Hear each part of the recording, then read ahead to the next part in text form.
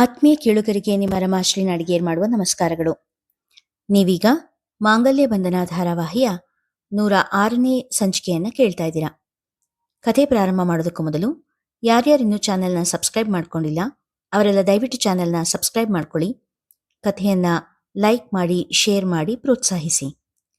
ಈಗ ಕಥೆಯ ಮುಂದಿನ ಭಾಗಕ್ಕೆ ಹೋಗೋಣ. ಅಭಿಗೆ ತಾನು ಮೊದಲ ಬಾರಿಗೆ ಬಂದಾಗ ಕಂಡಿದ್ದ ಊರಿನ ಬೋರ್ಡ್ ವಿಷಯ ನೆನಪಾಯಿತು. ನಸುನಗುತ್ತಾ ಅದನ್ನು ಚಾರು ಅಜಯ್ನೊಡನೆ ಹಂಚಿಕೊಂಡನು. ಎಂತ ಮಜಾ ಅಂತೀರಾ ಅದ್ಕೆ, ಊರಿನ ಹೆಸರು ಮತ್ತೆ ಅದರ ಮುಂದೆ ಬಾಣದ ಗುರುತು ಎಲ್ಲ ಇತ್ತು. ಆದ್ರೆ ಅದಿದ್ದಾದ್ರೂ ಎಲ್ಲಿ, 4 ರಸ್ತೆ ಕೊಡೋ ಜಾಗದಲ್ಲಿ. ನನಗಂತೂ ತಲೆ ಕೆಟ್ಟು ಹೋಗಿತ್ತು. ಅವನ ಕತೆ ಕೇಳಿ ಅಜಯ್, ಚಾರು ನಕ್ಕರೆ ಕೋದಂಡ, ಅಂಜಲಿ ಇಬ್ಬರು ಅವರದೇ ಪ್ರಪಂಚದಲ್ಲಿ ಮುಳುಗಿ ಹೋಗಿದ್ದರು.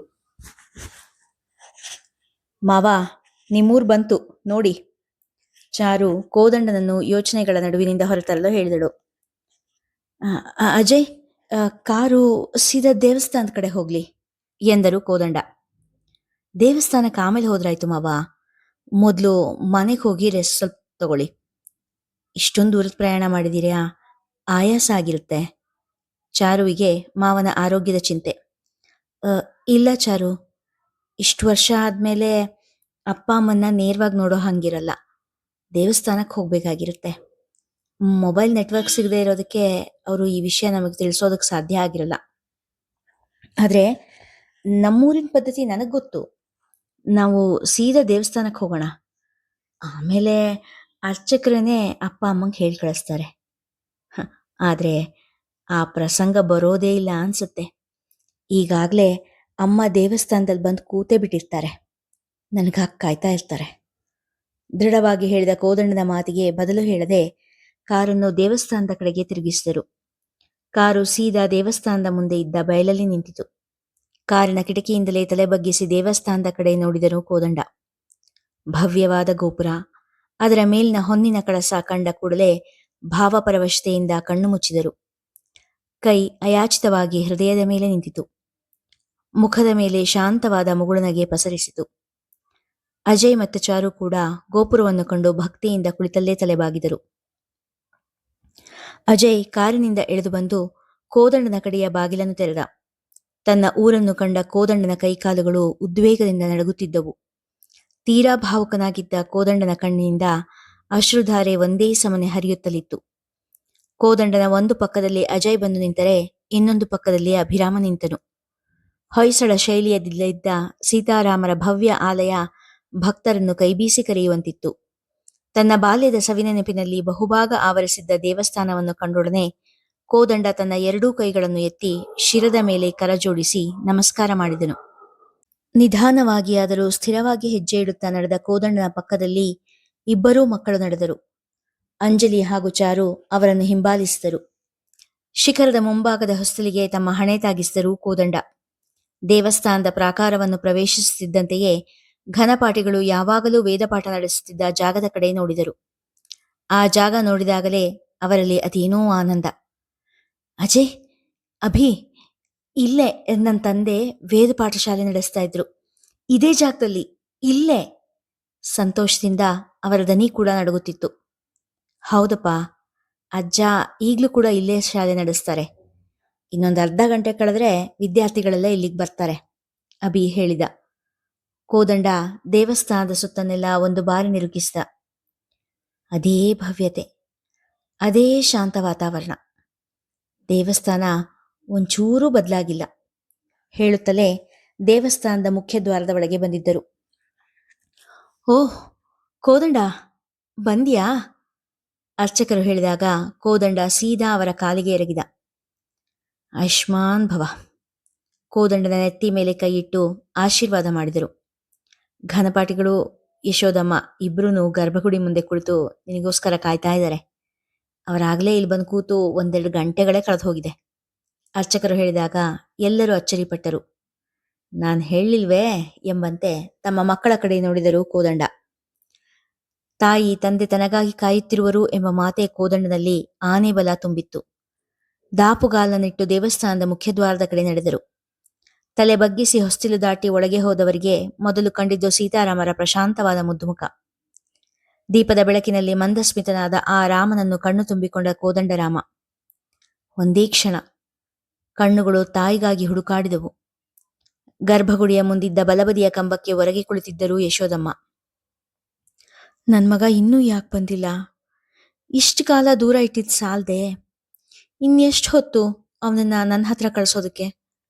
ಈ ತಾಯಿ ಮೇಲೆ ಇನ್ನೂ ನಿನ್ ಕರುಣೆ ಬಾರದೆ ರಾಮ ಎಂದು ರಾಮನನ್ನು ಮೊರೆ ಇಡುವಂತೆ ಗುಡಿಯೊಳಗಿರುವ ರಾಮನ ಕಡೆಯೇ ದೃಷ್ಟಿ ಇಟ್ಟು ಕುಳಿತಿದ್ದರು ಯಶೋದಮ್ಮ. ಆ ತಾಯಿಯನ್ನು ಕಂಡೊಡನೆ ಕೋದಂಡ ಅವರ ಮನದಲ್ಲಿ ಆನಂದ ಮೀರಿ ಮೀರಿತು. ಬಾಗಿಲ ಬಳಿ ನೆರಳಾಡಲು ಯಶೋದಮ್ಮ ತಿರುಗಿ ನೋಡಿದರು.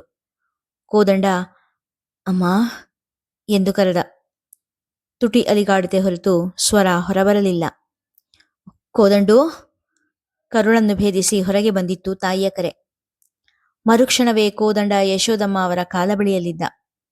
ಆನಂದದಿಂದ ಯಶೋದ ಅವರ ಬಾಯಿಂದ ಮಾತುಗಳೇ ಹೊರಡುತ್ತಿರಲಿಲ್ಲ. ಕಣ್ಣುಗಳಿಂದ ಹರಿದ ನೀರು ಕಪೋಲ ದಾಟಿ ಕುತ್ತಿಗೆ ಕಡೆ ಓಡುತ್ತಿತ್ತು. ತಮಗಿಂತ ಮೊಳದುದ್ದ ಎತ್ತರ ಇದ್ದ ಮಗನನ್ನು ಬಾಚಿ ತಬ್ಬಿದರು ಯಶೋದಮ್ಮ. ಕೋದಂಡ ಧರಿಸಿದ್ದ ಅಂಗಿಯ ಎದೆಭಾಗ ಪೂರ್ತಿಯಾಗಿ ಒದ್ದೆಯಾಗಿ ಹೋಗಿತ್ತು. ಆ ದೃಶ್ಯ ಕಂಡ ಎಲ್ಲರ ಕಣ್ಣಂಚು ಹಸಿಯಾಗಿತ್ತು. ಭೂಮಿ, ವಾಮನಾಚಾರ್ಯರು ಭೂಮಿಯ ಪುಟ್ಟ ತೋಟದ ಬಳಿ ಅವಳನ್ನು ಹುಡುಕಿ ಬಂದಿದ್ದರು. ಅರೆ ವಾಮನ್ ಮಾವ, ನೀವೇನಿಲ್ಲಿ? ಯಾಕಿಷ್ಟು ಸೋತು ಹೋಗಿದ್ದೀರಾ? ಸಿಂಧು ಹೇಗಿದ್ದಾಳೆ? ಪಟಪಟನೆ ಪ್ರಶ್ನಿಸಿದಳು ಭೂಮಿ. ಸಾಧಾರಣವಾದ ಚೂಡಿದಾರ್ ಧರಿಸಿ ಗಿಡಗಳ ಆರೈಕೆ ಮಾಡುತ್ತಿದ್ದ ಭೂಮಿಯನ್ನು ಕಂಡು ಕೈ ಮುಗಿದರು ವಾಮನಾಚಾರ್ಯರು. ತನ್ನ ಮಗಳು ಅಷ್ಟೆಲ್ಲ ಅನ್ಯಾಯ ಮಾಡಿದ್ದರೂ, ಅಷ್ಟೆಲ್ಲ ನೋಯಿಸಿದ್ದರೂ ಅವಳ ಕ್ಷೇಮ ವಿಚಾರಿಸಿದ ಹೆಣ್ಮಗಳ ಬಗ್ಗೆ ಅವರ ಮನದಲ್ಲಿ ಅಪಾರವಾದ ಗೌರವ ಉಕ್ಕಿತು. ಇದೇನ್ ಮಾವ, ಯಾಕೆ ಕೈ ಮುಗಿತಾ ಇದ್ದೀರಾ? ಏನಾಯ್ತು? ಅಚ್ಚರಿಯಿಂದ ಕೇಳಿದಳು. ಭೂಮಿ, ಮಗಳೇ, ನಿನ್ನಿಂದ ಒಂದು ಉಪಕಾರ ಆಗ್ಬೇಕು ತಾಯಿ, ದೈನ್ಯ ಸ್ವರದಲ್ಲಿ ಕೇಳಿದರು. ನನ್ನಿಂದ ಉಪಕಾರ? ಏನ್ ಮಾವ, ಸರಿಯಾಗಿ ಬಿಡಿಸಿ ಹೇಳಿ. ಹಣೆಯ ಮೇಲಾಡುತ್ತಿದ್ದ ಮುಂಗುರುಳನ್ನು ಕೈಯಿಂದ ಬದಿಗೆ ಸರಿಸುತ್ತಾ ತನ್ನ ನೆಚ್ಚಿನ ಮಲ್ಲಿಗೆ ಬಳ್ಳಿಗೆ ಸಣ್ಣ ಬಿಂದಿಗೆಯಿಂದ ನೀರು ಉಣಿಸುತ್ತಲೇ ಕೇಳಿದಳು. ಸಿಂಧು, ನಮ್ ಸಿಂಧುನ ನೀನೇ ಉಳಿಸ್ಕೊಡ್ಬೇಕಮ್ಮ. ತೀರಾ ಸೋತು ಹೋದರಂತೆ ಕಂಡರು ವಾಮನಾಚಾರ್ಯರು. ಕೈಲಿದ್ದ ಬಿಂದಿಗೆ ಕೆಳಗಿಟ್ಟ ಭೂಮಿ ಅಚ್ಚರಿಯಿಂದ ನಿಂತಳು. ಸಿಂಧು ಈಗ ನಮ್ಮನೇಲೇ ಇದ್ದಾಳೆ. ಅವಳಿಗೆ ಗರ್ಭಪಾತ ಆಗಿದೆ. ಹೆಗಲ ಮೇಲಿದ್ದ ಶಲ್ಯವನ್ನು ಬಾಯಿಯ ಮೇಲಿಟ್ಟುಕೊಂಡು ಬಿಕ್ಕಿದರು. ಅಷ್ಟೇ ಅಲ್ಲ, ಅವಳಿಗೀಗ ನಂಜೇರ್ಬಿಟ್ಟಿದೆ. ಅದಕ್ಕೆ ನೀನ್ ಜಾನಕಿ ಅತ್ತೆ ಹತ್ರ ಮಾತ್ರ ಔಷಧಿ ಕೊಡೋದಕ್ಕಾಗೋದು. ಅವರು ಘನಪಾಟಿಗಳ ಮನೆಯಲ್ಲೇ ಇದ್ದಿದ್ರೆ ಅವ್ರ ಹತ್ರನೇ ಹೋಗಿ ಚಿಕಿತ್ಸೆ ಕೊಡಿ ಅಂತ ಬೇಡ್ಕೊಳ್ಬೋದಿತ್ತು. ಆದ್ರೆ ಜಾನಕಿ ಈಗ ನಿಮ್ಮ ಮನೇಲಿದ್ದಾರೆ. ಅಲ್ಲಿ ಅನಿಲ ಕೂಡ ಇದ್ದಾನೆ. ಸಿಂಧುಗೆ ಅವನನ್ನು ಎದುರಿಸೋ ಧೈರ್ಯ ಇಲ್ಲ. ನೀನು ಮನ್ಸು ಮಾಡಿದ್ರೆ ಜಾನಕಿ ಸಿಂಧುಗೆ ಔಷಧಿ ಕೊಡೋ ಹಾಗೆ ಮಾಡ್ಬೋದು ಎಂದರು ದೀನರಾಗಿ. ಅಯ್ಯೋ ಮಾವ, ಹೊಳೆ ನೀರಿಗೆ ದೊಣ್ಣೆ ನಾಯಕನ ಅಪ್ಪಣೆ ಯಾಕೆ? ಸಿಂಧುಗೆ ಔಷಧಿ ಕೊಡಿಸೋ ಭಾರ ನಂದು. ಜಾನತ್ತೆ ಯಾವತ್ತೂ ಯಾರಿಗೂ ಔಷಧಿ ಕೊಡೋಲ್ಲ ಅಂತ ಹೇಳೋಲ್ಲ ಎಂದವಳು. ಮೊದಲು ನಾನ್ ಸಿಂಧು ನೋಡ್ಬೇಕು, ಬನ್ನಿ ನಿಮ್ಮನೆಗೆ ಹೋಗೋಣ ಎನ್ನುತ್ತಾ ಅವರಿಗಿಂತ ಮುಂದಾಗಿ ನಡೆದಳು. ಇಂತಹ ಬಂಗಾರದ ಗುಣವುಳ್ಳ ಹುಡುಗಿಗೆ ಅನ್ಯಾಯ ಮಾಡಕ್ ಹೊರಟಿದ್ಲಲ್ಲ ಎಂದು ಮರುಗುತ್ತಾ ಭೂಮಿಯ ಹಿಂದೆ ನಡೆದರು ವಾಮನಾಚಾರ್ಯರು. ಅಯ್ಯೋ ಸಿಂಧು! ವಾಮನಾಚಾರ್ಯರ ಮನೆಯ ಹೊಸ್ತಿಲು ದಾಟುತ್ತಿದ್ದ ಹಾಗೆ ಕಣ್ಣಿಗೆ ಕಾಣಿಸಿದ ಸಿಂಧುವನ್ನು ಕಂಡು ಆಘಾತದಿಂದ ಸಣ್ಣಗೆ ಚೀಲಿದಳು ಭೂಮಿ. ಮಡಿಕೋಲಿಗೆ ಸೀರೆ ಸುತ್ತಿದಂತೆ ಕಾಣುತ್ತಿದ್ದಳು ಸಿಂಧು. ಕೆಲವೇ ತಿಂಗಳ ಹಿಂದೆ ಆರೋಗ್ಯದಿಂದ ನಳನಳಿಸುತ್ತಿದ್ದ ಹುಡುಗಿ ಈಗ ಬೆಂಕಿಯ ಮುಂದೆ ಇಟ್ಟ ಹೂವಿನಂತೆ ಬಾಡಿ ಹೋಗಿದ್ದಳು. ತುಂಬುಗೆನ್ನೆ ಹೇಳ ಹೆಸರಿಲ್ಲದಂತೆ ಬತ್ತಿ ಹೋಗಿತ್ತು. ಹಾಲಿಗೆ ಅರಿಸಿನ ಬೆರೆಸದಂತ ಇದ್ದ ಮೈಯ ಬಣ್ಣ ಇಂದು ಬಿಸಿಲಲ್ಲಿಟ್ಟ ಬಾಳೆಹಣ್ಣಿನಂತಾಗಿತ್ತು. ಹಾಸಿಗೆಯಲ್ಲಿದ್ದ ಮೂಳೆ ಚಕ್ಕಳದಂತಾಗಿದ್ದ ಗೆಳತಿಯನ್ನು ಕಂಡು ಭೂಮಿ ಬಿಕ್ಕಿದಳು. ಸಾವಿತ್ರತ್ತೆ, ಏನಾಗಿದೆ ಸಿಂಧುಗೆ? ಯಾಕೆ ಹೀಗಾಗಿದ್ದಾಳೆ? ಸಿಂಧುವಿನ ಪಕ್ಕದಲ್ಲಿ ಕುಳಿತ ಸಾವಿತ್ರಮ್ಮನನ್ನು ಅಳುತ್ತಲೇ ಕೇಳಿದಳು ಭೂಮಿ. ಮಾಡಿದ ಕರ್ಮಫಲ ಅನುಭವಿಸ್ಲೇಬೇಕಲ್ಲ ಭೂಮಿ. ನಿನಗೆ ಅನ್ಯಾಯ ಮಾಡೋದಕ್ಕೆ ಹೋಗಿ ಬಂಗಾರದಂತ ಜೀವನ ಕಳ್ಕೊಂಡ್ಲು. ನಿನ್ನಿಟ್ಟಿಸ್ ಫಲನೋ ಏನೋ ಈಗ ಇವಳು ಅನುಭವಿಸ್ತಾ ಇದ್ದಾಳೆ.